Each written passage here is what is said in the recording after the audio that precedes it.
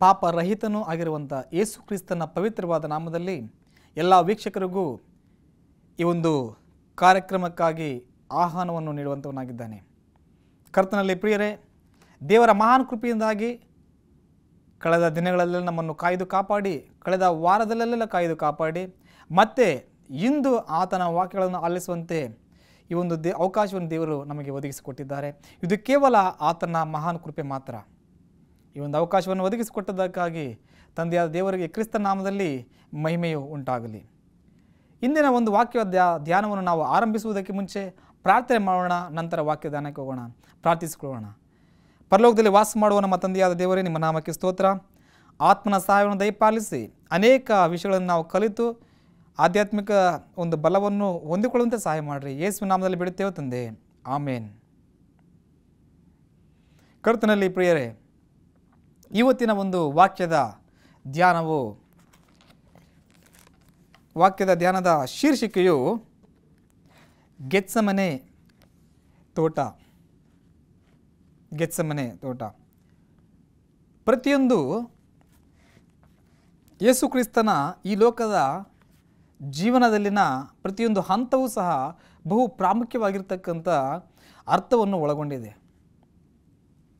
ಆತನ ಮಾತುಗಳಲ್ಲಿ ಈ ಲೋಕದಲ್ಲಿರಬೇಕಾದರೆ ಯೇಸು ಕ್ರಿಸ್ತನ ಆತನ ಆಡಿರ್ತಕ್ಕಂಥ ಮಾತುಗಳು ಸಹ ಅನೇಕ ಅನೇಕ ಅನೇಕ ವ್ಯಕ್ತಿಗಳನ್ನು ಪ್ರಭಾವಿತರನ್ನಾಗಿ ಮಾಡಿರ್ತಕ್ಕಂಥದ್ದು ನಾವು ನೋಡುತ್ತೇವೆ.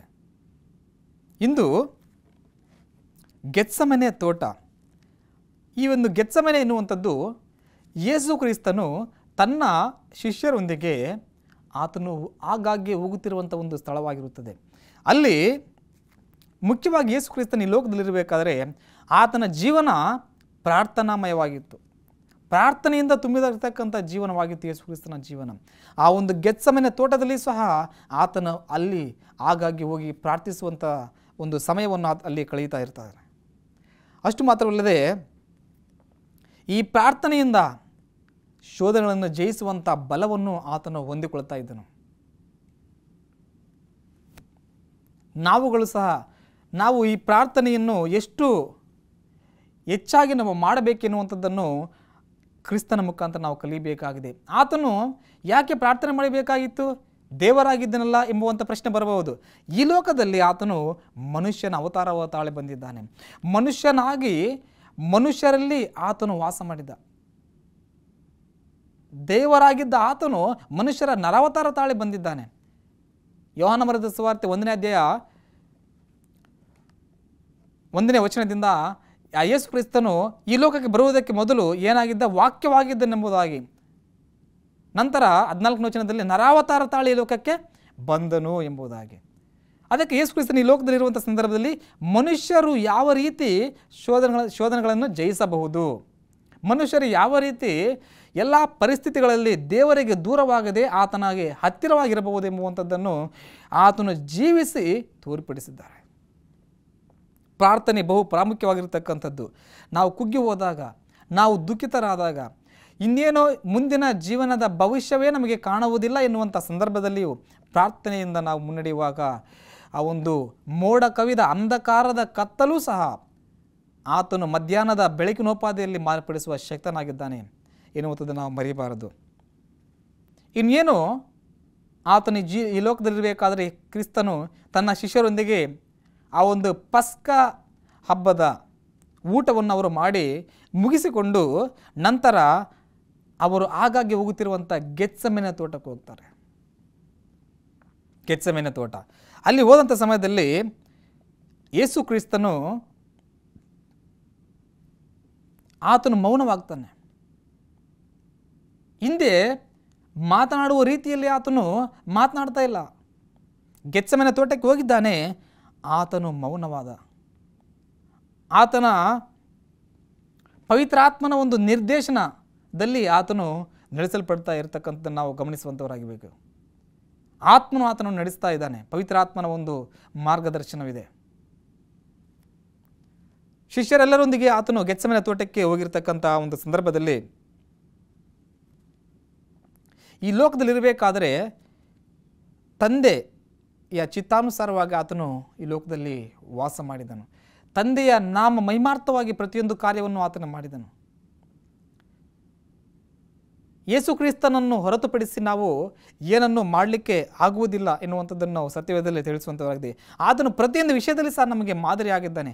ನಮಗೆ ಆತನು ಬಲ ನೀಡುವಂಥ ನಮ್ಮ ಗುರಾಣಿ ಮತ್ತು ಶಕ್ತಿಯೂ ಸಹ ಆತನಾಗಿದ್ದಾನೆ. ಯೋಹಾನ ಬರೆದ ಸುವಾರ್ತೆ 15ನೇ ಅಧ್ಯಾಯ 5ನೇ ವಚನದಲ್ಲಿ ನನ್ನನ್ನು ಹೊರತುಪಡಿಸಿ ನೀವು ಏನನ್ನು ಮಾಡಲಾರೆಂಬುವಂಥ ಒಂದು ವಿಷಯವನ್ನು ನಾವು ವಾಕ್ಯದಲ್ಲಿ ನೋಡುತ್ತೇವೆ. ಕ್ರಿಸ್ತನನ್ನು ಹೊರತುಪಡಿಸಿ ನಮ್ಮ ಆಲೋಚನೆ ಸ್ವಶಕ್ತಿಗಳಿಂದ ಏನನ್ನಾದರೂ ಮಾಡಬಲ್ಲೆವು ಮಾಡುತ್ತೇವೆಂದು ಹೋದರೆ ಆ ಒಂದು ಅಲ್ಪ ಕಾಲಕ್ಕೆ ಅದು ನಮ್ಮ ಇಷ್ಟಾನುಸಾರವಾಗಿ ಆಗುತ್ತಿದೆ ಎಂಬುದಾಗಿ ಕಾಣಬಹುದು. ಆದರೆ ಅದು ಒಂದು ವೇಳೆ ದೇವರಿಗೆ ವಿರುದ್ಧವಾಗಿರ್ತಕ್ಕಂಥ ಕೆಲಸಗಳು ಆದರೆ ಖಂಡಿತ ಅವು ದೀರ್ಘಾವಧಿ ಉಳಿಯುವಂಥ ಕೆಲಸಗಳಾಗಿರುವುದಿಲ್ಲ. ಕ್ರಿಸ್ತನಲ್ಲಿದ್ದು ಭಕ್ತನಾದ ಪೌಲನು ಹೇಳುವ ಹಾಗೆ ನಾನು ಕ್ರಿಸ್ತನಲ್ಲಿದ್ದು ಎಲ್ಲವನ್ನು ಮಾಡುವುದಕ್ಕೆ ಶಕ್ತನಾಗಿದ್ದೇನೆ. ಯೇಸು ಕ್ರಿಸ್ತನು ಯಾವ ರೀತಿಯಲ್ಲಿ ಈ ಲೋಕದಲ್ಲಿರಬೇಕಾದರೆ ತಂದೆಯ ಚಿತ್ತಾನುಸಾರವಾಗಿ ಎಲ್ಲ ಕಾರ್ಯಗಳನ್ನು ಮಾಡಿದನು. ನಾವುಗಳು ಸಹ ಕ್ರಿಸ್ತನ ಈ ಲೋಕದಲ್ಲಿರುವವರೆಗೆ ನಾವು ಆ ಒಂದು ಕೊನೆಯ ಉಸಿರು ಎಳೆಯುವವರೆಗೆ ಕ್ರಿಸ್ತನ ನಾಮ ಮಹಿಮಾರ್ಥವಾಗಿ ಅಷ್ಟು ಮಾತ್ರವಲ್ಲದೆ ಆತನಲ್ಲಿದ್ದು ನಾವು ಎಲ್ಲವನ್ನು ಮಾಡಬಲ್ಲೆವನ್ನುವಂಥ ನಿಷ್ಠೆಯಿಂದ ಅಥವಾ ಆ ಒಂದು ನಂಬಿಕೆಯಿಂದ ಮುನ್ನಡೆಯುವಾಗ ಖಂಡಿತ ನಾವು ಸಫಲತೆಯನ್ನು ಕಾಣುವುದಕ್ಕೆ ಸಾಧ್ಯವಾಗ್ತದೆ. ಆತನು ಗೆತ್ಸೆಮನೆ ತೋಟದ ಬಳಿಗೆ ಬಂದಿದ್ದಾನೆ. ಅಲ್ಲಿ ಬಹು ವ್ಯಥೆ ದುಃಖದಿಂದ ಆತನು ಇರತಕ್ಕಂಥ ನಾವು ನೋಡ್ತೇವೆ. ಯಾಕೆ ಸೃಷ್ಟಿಕರ್ತನು ದುಃಖಿಸಬೇಕಾಯಿತು? ಯಾಕೆ ವ್ಯಥೆ ಪಡೆಯಬೇಕಾಯಿತು? ಮನುಷ್ಯರ ಪ್ರತಿಯೊಬ್ಬರ ಪಾಪವು ಆ ಒಂದು ಗೆತ್ಸೆಮನೆ ತೋಟದಲ್ಲಿ ಯೇಸು ಕ್ರಿಸ್ತನ ಮೇಲೆ ಹಾಕಲ್ಪಟ್ಟಿದೆ. ಅಲ್ಲಿವರೆಗೆ ತಂದೆಯಾದ ದೇವರು ಕ್ರಿಸ್ತನೊಂದಿಗೆ ಆತನು ಪ್ರಾರ್ಥನೆ ಮಾಡುವ ಪ್ರತಿ ಸಮಯದಲ್ಲಿಯೂ ಸಹ ಉತ್ತರಿಸುವಂಥ ಆ ದೇವರು ಆ ಗೆತ್ಸೆಮನೆ ತೋಟದಲ್ಲಿ ತಂದೆಯಾದ ದೇವರು ದೂರ ಆಗ್ತಾ ಇರುವಂಥ ಒಂದು ಅನುಭವ. ಎಂಥ ಪಾಪದ ಒಂದು ಘೋರತೆ ಎಷ್ಟು ಘೋರವಾಗಿದೆ ಅಂದರೆ ಸೃಷ್ಟಿಕರ್ತನನ್ನೇ ನೋಯಿಸುವಂಥದ್ದು. ಅಷ್ಟು ಮಾತ್ರವಲ್ಲದೆ ತಂದೆಯಾದ ದೇವರನ್ನು ಯೇಸು ಕ್ರಿಸ್ತನಿಂದ ದೂರ ಮಾಡುವಂಥ ಒಂದು ಕಾರ್ಯವು ಈ ಪಾಪದ ಒಂದು ಪ್ರತಿಫಲವಾಗಿದೆ. ತುಂಬ ಒಂದು ವ್ಯಥೆ ನೋವಿನಿಂದ ಇರತಕ್ಕಂಥ ಒಂದು ಸಮಯದಲ್ಲಿ ಪೇತ್ರ, ಯಾಕೋಬ, ಯೋಹಾನ ಇವರು ನಿಷ್ಠುಳಂಥ ಶಿಷ್ಯರಾಗಿರ್ತಾರೆ. ಇವರನ್ನು ಕರೆದು ಸ್ವಲ್ಪ ದೂರ ಹೋಗಿ ಅವರನ್ನು ಅಲ್ಲಿ ಇರುವಂತೆ ಮಾಡಿ ನನಗಾಗಿ ಪ್ರಾರ್ಥನೆ ಮಾಡಿರಿ ಎಂಬುದಾಗಿ ಆತನು ಹೇಳ್ತಾನೆ ಕ್ರಿಸ್ತನು. ನೋಡಿ, ಪ್ರಾರ್ಥನೆಯ ಎಷ್ಟು ಪ್ರಾಮುಖ್ಯವಾಗಿದೆ ಎಂಬುದನ್ನು ನೋಡಿ. ಕ್ರಿಸ್ತನು ಈ ಲೋಕದಲ್ಲಿರಬೇಕಾದ ಆತನು ಪ್ರಾರ್ಥನಾ ಜೀವಿತವನ್ನು ಹೊಂದಿದ್ದನು. ಮತ್ತು ಆ ದುಃಖದ ಸಮಯದಲ್ಲಿ ಮನುಷ್ಯರೆಲ್ಲರ ಪಾಪವು ಆತನ ಮೇಲೆ ಹಾಕಲ್ಪಟ್ಟಿದೆ. ಆ ಒಂದು ನೋವು ತಾಳಿಕೊಳ್ಳಲಾಗುತ್ತಾ ಇಲ್ಲ. ಆ ಸಮಯದಲ್ಲಿ ಶಿಷ್ಯರಿಗೆ ಹೇಳ್ತಾ ಇದ್ದಾರೆ, ನನಗಾಗಿ ಪ್ರಾರ್ಥನೆ ಮಾಡಿರಿ, ಎಚ್ಚರವಾಗಿದ್ದು. ಇವತ್ತು ನಮ್ಮಗಳಿಗೂ ಸಹ ಪ್ರಾರ್ಥನೆಯು ಬಹು ಬಲ ಇದೆ. ಪ್ರಾರ್ಥನೆ ನಮ್ಮೆಲ್ಲರಿಗೂ ಸಹ ಅಗತ್ಯವಿದೆ. ಪೌಲನು ಹೇಳ್ತಾನೆ, ನನಗಾಗಿಯೂ ಪ್ರಾರ್ಥನೆ ಮಾಡಿರಿ ಎಂಬುದಾಗಿ. ಯಾಕೆ? ನಾನು ಯಾವ ಮಾತುಗಳನ್ನು ಹೇಳಬೇಕು, ಯಾವ ರೀತಿ ಹೇಳಬೇಕೆನ್ನುವಂಥದ್ದು ನಾನು ತಿಳಿದುಕೊಳ್ಳುವ ಹಾಗೆ ನನಗಾಗಿ ಪ್ರಾರ್ಥನೆ ಮಾಡಿರಿ ಎಂಬುದಾಗಿ. ಆ ಪ್ರಾರ್ಥನೆಯಲ್ಲಿ ಆ ಬಲ ಇದೆ, ಶಕ್ತಿ ಇದೆ. ಪ್ರಾರ್ಥನೆ ಅಂತಂದರೆ ಸ್ವತಃ ಸೃಷ್ಟಿಕರ್ತನೊಂದಿಗೆ ಮಾತನಾಡುವಂಥ ಒಂದು ಪ್ರಕ್ರಿಯೆಯಾಗಿದೆ.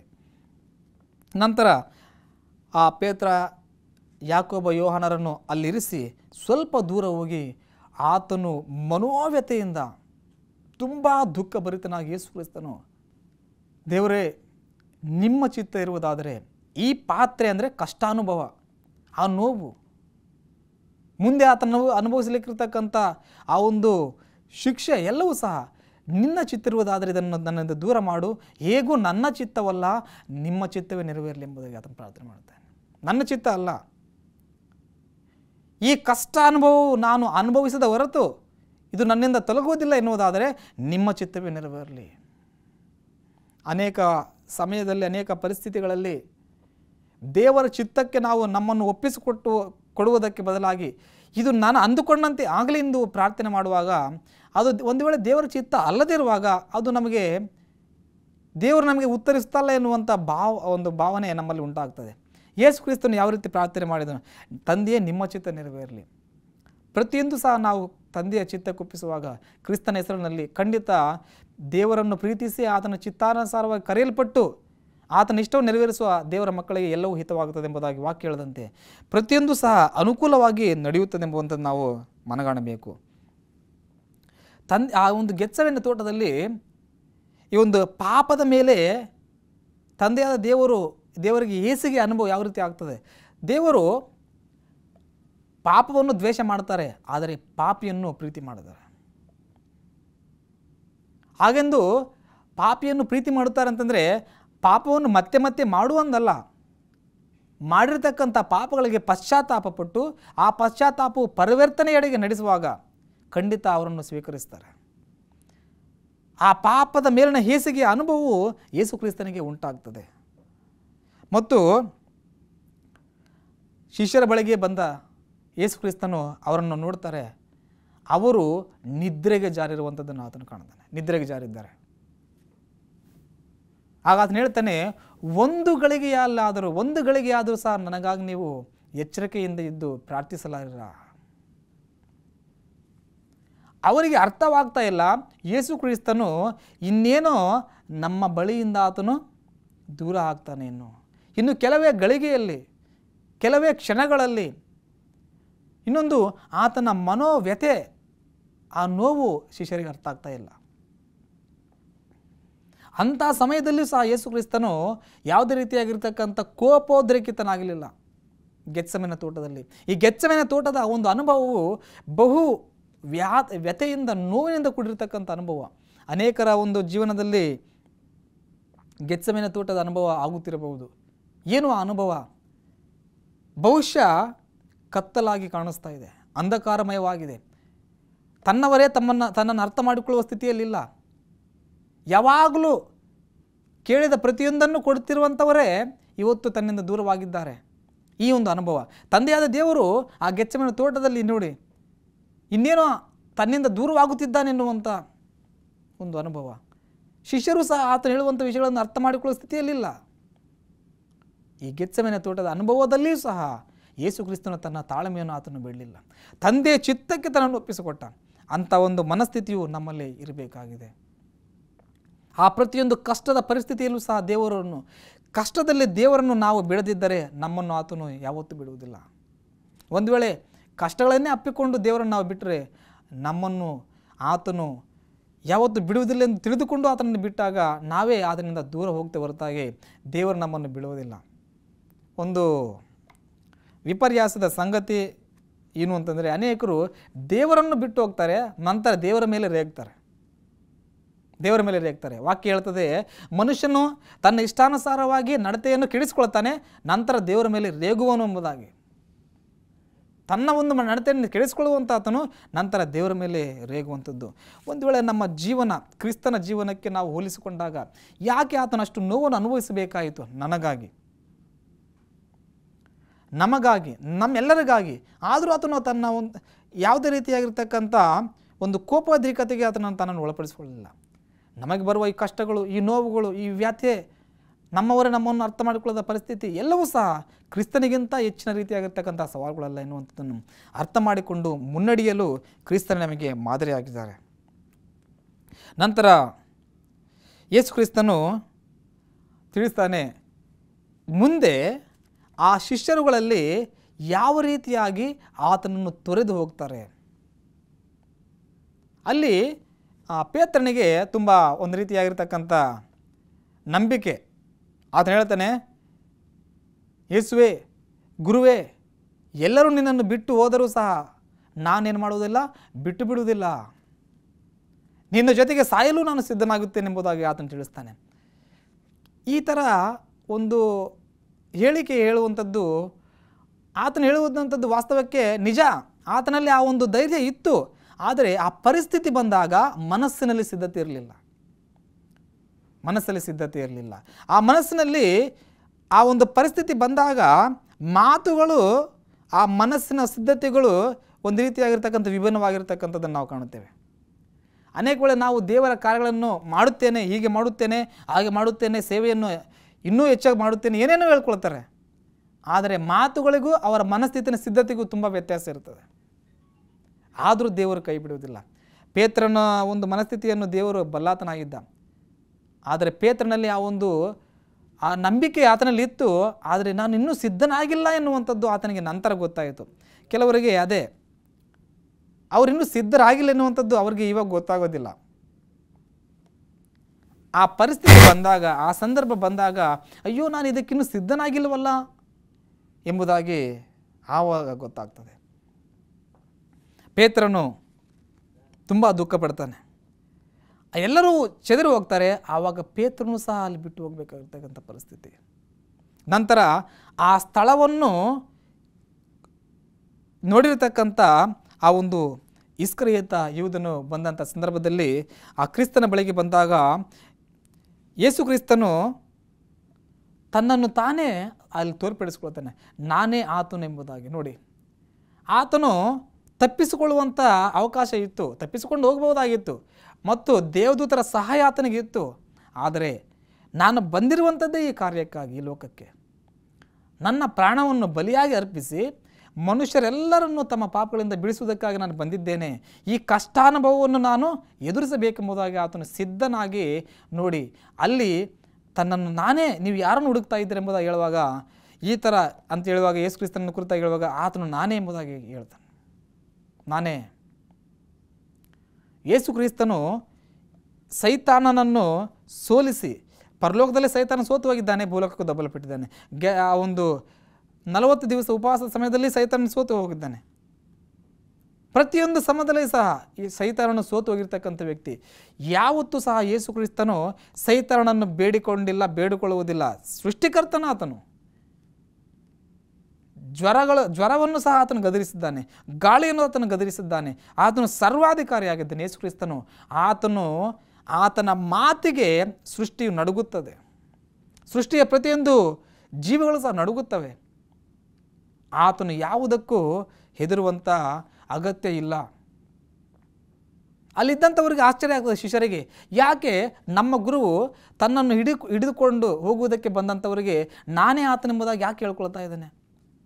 ತಪ್ಪಿಸ್ಕೋಬಹುದಲ್ಲ ಎಂಬುದಾಗಿ ಅವರು ಆಲೋಚನೆ ಮಾಡ್ತಾರೆ. ಆದರೆ ಅವರ ಆಲೋಚನೆ ಬೇರೆ, ಆ ಸೃಷ್ಟಿಕರ್ತನ ಆಲೋಚನೆ ಬೇರೆಯಾಗಿತ್ತು.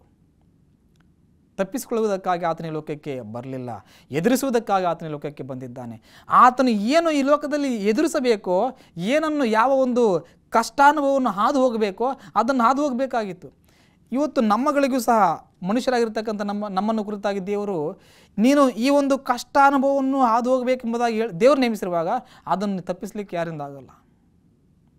ಒಂದು ವೇಳೆ ಕೆಲವು ಅವಮಾನಗಳನ್ನು ಸಹ ನಾವು ಎದುರಿಸಬೇಕೆಂಬುವಂಥದ್ದು ದೇವರ ಚಿತ್ತ ಆದರೆ ಖಂಡಿತ ಅದನ್ನು ಸಹ ನಾವು ಎದುರಿಸಲೇಬೇಕಾಗ್ತದೆ. ನನ್ನ ನಿಮಿತ್ತ ಜನರು ನಿಮ್ಮನ್ನು ನಿಂದಿಸಿ, ಹಿಂಸಿಸಿ, ಅನೇಕ ಕೆಟ್ಟ ಮಾತುಗಳನ್ನು ಸುಳ್ಳಾಗಿ ಹೊರಿಸಿದರೆ ನೀವು ಧನ್ಯರು, ಸಂತೋಷ ಪಡಿರಿ, ಉಲ್ಲಾಸ ಪಡಿರಿ, ಪರಲೋಕದಲ್ಲಿ ನಿಮಗೆ ಬಹಳ ಫಲ ಸಿಕ್ಕುವುದೆಂಬುದಾಗಿ ವಾಕ್ಯದಲ್ಲಿ ಹೇಳಿದಂತೆ ಮತ್ತಾಯನ ಬರೆದ ಸುವಾರ್ತೆ 6ನೇ ಅಧ್ಯಾಯದಲ್ಲಿ. ಪರಲೋಕದಲ್ಲಿ ನಿಮಗೆ ಬಹಳ ಫಲ ಸಿಕ್ಕುವುದು. ಒಂದು ವೇಳೆ ದೇವರ ಚಿತ್ತವು ನಮ್ಮನ್ನು ಕುರಿತಾಗಿ ಹೀಗೇ ಆಗಬೇಕು ಎಂದಿರುವಾಗ ನಾವು ಯಾರನ್ನು ದೂರಬಾರದು, ದೂರುವ ಅಗತ್ಯ ಇಲ್ಲ. ಕೆಲವರು ನನ್ನ ಜೀವನ ಈ ರೀತಿ ಆಗಲಿಕ್ಕೆ ಇವರೇ ಕಾರಣ ಅಂತೇಳಿ ಹೇಳ್ಕೊಳ್ತಾರೆ. ಆ ಕುಟುಂಬವೇ ಕಾರಣ ಆಯಿತು, ಆ ವ್ಯಕ್ತಿಗಳೇ ಕಾರಣ ಆದರು, ಆ ಗ್ರಾಮವೇ ಕಾರಣ, ಏನು ಅನೇಕ ಕಾರಣಗಳು. ಆದರೆ ನೀನು ಹೀಗೆ ಇರಬೇಕೆಂಬುವಂಥದ್ದು ದೇವರ ಚಿತ್ತ ಇರುವುದಾದರೆ ಯಾರನ್ನು ದೂರಿಯೂ ಪ್ರಯೋಜನವಿಲ್ಲ. ಅದಕ್ಕೆ ಯೇಸು ಕ್ರಿಸ್ತನಲ್ಲಿ ನಾನೇ ಆತನು ಎಂಬುದಾಗಿ ಹೇಳ್ತಾನೆ. ನೋಡ್ರಿ, ನಾನೇ. ನೀವು ಯಾರನ್ನು ಹುಡುಕ್ತಾ ಇದ್ದೀರೋ ಆತನೇ ನಾನು. ಈ ಒಂದು ಧೈರ್ಯವು ದೇವರು ನಮಗಾಗಿ ಹೊಂದಿರತಕ್ಕಂಥ ಆಲೋಚನೆಯನ್ನು ನಾವು ನೆರವೇರಿಸಬೇಕಾದ್ರೆ, ದೇವರ ಚಿತ್ತವನ್ನು ನೆರವೇರಿಸಬೇಕಾದ್ರೆ ನಮಗೆ ಆತ್ಮನ ಬಲದ ಸಹಾಯ ಬಹು ಪ್ರಾಮುಖ್ಯವಾಗಿದೆ. ಪವಿತ್ರಾತ್ಮನ ಸಹಾಯ ಬೇಕು. ಆ ಪವಿತ್ರ ಆತ್ಮನ ನಡೆಸುವಿಕೆಗಾಗಿ ನಾವು ದಿನಂಪ್ರತಿಯೂ ಸಹ ಪ್ರಾರ್ಥನೆ ಮಾಡಬೇಕಾಗಿದೆ. ಒಂದು ದಿನದಲ್ಲಿ 3 ಹೊತ್ತು ಊಟ ಮಾಡಿಲ್ಲ ಅಂತಂದರೆ ಯಾವ ರೀತಿ ನಾವು ನಿಶ್ಶಕ್ತರಾಗ್ತೀವೋ ಅದೇ ರೀತಿ ದಿನಂಪ್ರತಿಯೂ ಸಹ ನಮಗೆ ಪವಿತ್ರಾತ್ಮನ ನಡೆಸುವಿಕೆಗಾಗಿ ನಾವು ಆ ಒಂದು ನಡೆಸುವಿಕೆಗೆ ನಮ್ಮನ್ನು ಒಪ್ಪಿಸಿಕೊಟ್ಟಿಲ್ಲ ಅಂತಂದರೆ ಖಂಡಿತ ಆ ಒಂದು ಆಧ್ಯಾತ್ಮಿಕತೆಯಲ್ಲಿ ನಾವು ಬಲಹೀನರಾಗ್ತೇವೆ. ದೈಹಿಕವಾಗಿರ್ತಕ್ಕಂಥ ಬಲವನ್ನು ಹೊಂದಿಕೊಳ್ಳಬೇಕಾದ್ರೆ ಈ ಒಂದು ಶಾರೀರಿಕ ಒಂದು ಆಹಾರವನ್ನು ನಾವು ಸೇವಿಸಬೇಕಾಗಿದೆ. ಆಧ್ಯಾತ್ಮಿಕವಾಗಿರ್ತಕ್ಕಂಥ ಬಲವನ್ನು ಹೊಂದಿಕೊಳ್ಳಬೇಕಾದರೆ ಆತ್ಮನ ಬಲ ನಮಗೆ ಬೇಕಾಗಿದೆ, ಆತ್ಮನ ನಡೆಸುವಿಕೆ ನಮಗೆ ಬೇಕಾಗಿದೆ. ಆದ್ದರಿಂದ ಯೇಸು ಕ್ರಿಸ್ತನು ತನ್ನ ಜೀವನದಲ್ಲಿ ಆ ಒಂದು ಪ್ರಾರ್ಥನೆಯ ಜೀವಿತವನ್ನು ಆತನು ಬಿಟ್ಟುಕೊಟ್ಟಿರಲಿಲ್ಲ. ಅದಕ್ಕೆ ಅದು ಎಂಥದೇ ರೀತಿಯಾಗಿರ್ತಕ್ಕಂಥ ಕಷ್ಟವಾಗಲಿ, ಎಂಥದೇ ಬಾಧೆಯಾಗಲಿ, ಯಾವ ಥರವಾಗಿರ್ತಕ್ಕಂಥ ನೋವು ಆಗಲಿ, ಆತನು ಯಾವ ಪರಿಸ್ಥಿತಿಯಲ್ಲಿ ಆ ಪರಿಸ್ಥಿತಿಗಳನ್ನು ಆತನು ಎದುರಿಸಿದನು, ಅವುಗಳನ್ನು ಎದುರಿಸಿ ಮುಂದೆ ಹೋದನು. ದೇವರಾಗಿದ್ದರೂ ಮನುಷ್ಯನಾಗಿ ಈ ಲೋಕದಲ್ಲಿರುವಂಥ ಸಂದರ್ಭದಲ್ಲಿ ಆತನು ಆ ಥರ ಮಾಡಿದ್ದಾನೆ, ನಮಗೆ ಮಾದರಿಯನ್ನು ತೋರಿಸಿದ್ದಾನೆ. ಕ್ರಿಸ್ತನು ಹೇಳ್ತಾನೆ, ಇಗೋ ಯುಗದ ಸಮಾಪ್ತಿಯವರೆಗೂ ಎಲ್ಲ ದಿವಸ ನಾನು ನಿಮ್ಮ ಸಂಗಡ ಇರುತ್ತೇನೆ ಎಂಬುದಾಗಿ. ಸತ್ಯವೇದ ಹೇಳ್ತದೆ, ನೀನಂತೂ ಹೆದರಬೇಡ, ದಿಗ್ಭ್ರಮೆಗೊಳ್ಳದಿರು ಎಂಬುದಾಗಿ. ಪರಿಸ್ಥಿತಿಗಳು ಎಂಥದ್ದಾಗಲಿ, ಕಾರ್ಗತ್ತಲೆಯ ಕಣಿವೆಯಲ್ಲಿ ನಾನು ನಡೆಯುವಾಗಲೂ ನೀನು ಹತ್ತಿರ ಇರುವುದರಿಂದ ನಾನು ಕೇಡಿಗೆ ಹೆದರುವುದಿಲ್ಲ. ನಿನ್ನ ಕೋಲು ದೊಣ್ಣೆಯು ನನಗೆ ಧೈರ್ಯವನ್ನು ನೀಡುತ್ತವೆ. ಆತನ ಮಾತುಗಳು ನಮಗೆ ಧೈರ್ಯವನ್ನು ನೀಡುವಂಥವುಗಳಾಗಿರಬೇಕಾಗಿದೆ. ಆತನ ಮಾತು, ಆತನ ಒಂದು ಹಾಡುಗಳು ಪ್ರತಿಯೊಂದು ಸಹ ನಮಗೆ ಆ ಶಕ್ತಿಯನ್ನು ನೀಡುವಂಥ ಮಾತುಗಳಾಗಿ ಅದು ಪರಿವರ್ತನೆಯಾಗುವಂಥದ್ದಾಗಿದೆ. ಆದರೆ ಯಾರ್ಯಾರು ಆತನ ಚಿತ್ತಕ್ಕೆ ತಮ್ಮನ್ನು ತಾವು ಒಪ್ಪಿಸಿಕೊಡ್ತಾರೋ ಅವರು ಮಾತ್ರ ಪ್ರತಿಯೊಂದು ಪರಿಸ್ಥಿತಿಗಳಲ್ಲಿ ಸಹ ದೃಢವಾಗಿರಲಿಕ್ಕೆ ಸಾಧ್ಯ ಆಗ್ತದೆ. 3 ದಿವಸ ಉಪವಾಸ ಇದ್ದು ಆ 3 ದಿವಸದ ಊಟವನ್ನು ಒಂದೇ ದಿವಸ ಮಾಡುತ್ತೇನೆ ಅಂತಂದರೆ ಅದು ಸಹ ಆ ಥರ ಮಾಡುವುದಕ್ಕಾಗುವುದಿಲ್ಲ. ಒಂದು ವೇಳೆ ಅತಿಯಾದಂಥ ಒಂದು ಆಹಾರ ಸೇವನೆ ಸಹ ಅದು ಒಳ್ಳೆಯದಲ್ಲ. ಯಾವಾಗ ಊಟ ಮಾಡಬೇಕೋ ಆವಾಗ ಅಷ್ಟೇ ಊಟ ಮಾಡಬೇಕು. ಅದೇ ರೀತಿಯಲ್ಲಿ ಇವತ್ತಿನ ವಾಕ್ಯವನ್ನು ನಾವು ಏನು ಕಲಿಯಬೇಕೋ ಆವತ್ತು ಕಲಿಯಬೇಕು. ಇವತ್ತು ನಾವು ಯಾರಿಗೆ ವಾಕ್ಯವನ್ನು ಕಲಿಸಬೇಕೋ ಅದನ್ನು ಕಲಿಸಬೇಕು. ನಾನು ಇವತ್ತಿನದು ನಾಳೆ ಮಾಡುತ್ತೇನೆ ಎನ್ನುವುದಾದರೆ ವಾಕ್ಯ ಹೇಳ್ತದೆ, ನಾಳೆ ಎಂದು ಕೊಚ್ಚಿಕೊಳ್ಳಬೇಡ, ನಾಳೆ ಏನಾಗುವುದು ನಿನಗೆ ತಿಳಿಯದು ಎಂಬುದಾಗಿ. ನಾಳೆ ನಮ್ಮದಲ್ಲ, ನಿನ್ನೆಯೂ ಸಹ ನಮ್ಮದಲ್ಲ, ಆದರೆ ಇವತ್ತು ನಮ್ಮದು. ಈ ಒಂದು ಗಳಿಗೆ ನಮ್ಮದು. ದೇವರು ನಮಗೆ ಒಂದು ಬಹುಮಾನವಾಗಿ ಅದನ್ನು ಕೊಟ್ಟಿದ್ದಾರೆ. ಆ ಒಂದು ಗೆತ್ಸೆಮನೆ ತೋಟದ ಎಲ್ಲ ರೀತಿಯಾಗಿರ್ತಕ್ಕಂಥ ಪರಿಸ್ಥಿತಿಗಳಲ್ಲಿಯೂ ಸಹ ನಾವೇನು ಮಾಡಬೇಕಾಗಂತಂದರೆ, ಆ ಕಷ್ಟಾನುಭವದ ಪರಿಸ್ಥಿತಿಗಳಲ್ಲಿ ದೇವರಿಗೆ ಒಪ್ಪಿಸಿಕೊಟ್ಟು, ದೇವರೇ ನಿಮ್ಮ ಚಿತ್ತ ಆದರೆ ಇದನ್ನು ತೊಲಗಿಸು.